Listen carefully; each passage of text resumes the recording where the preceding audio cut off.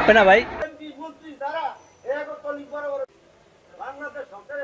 আমরা তো অবরোধ মানছি, হাজার হাজার বোট মনে করেন সাগরও যায়, হেরা মাছ ধরে ট্রলিংয়ে নষ্ট করে, ট্রলিংয়ে তো মনে করেন যে মাছ ফনা নষ্ট করে ট্রলিং তো মনে করেন বাদ দেয় না।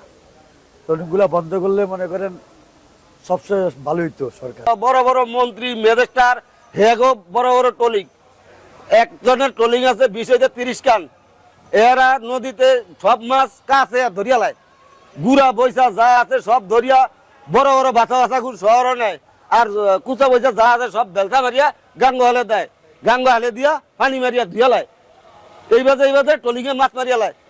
হ্যাঁ ওরে বড় বড় এই লাল জালের বোট সকল যারা আছে এগো জাল ফলবা সব এরা নষ্ট করিয়া লায়।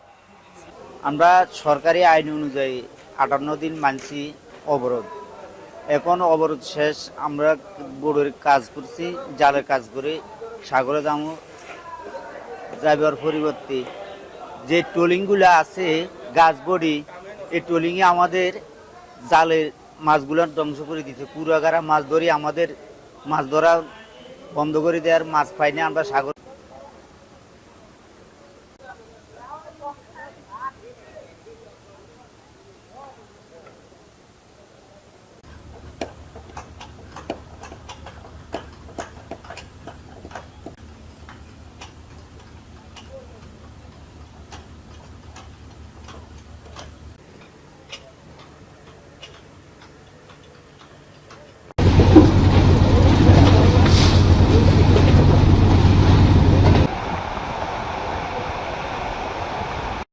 আর ঘুমাই না।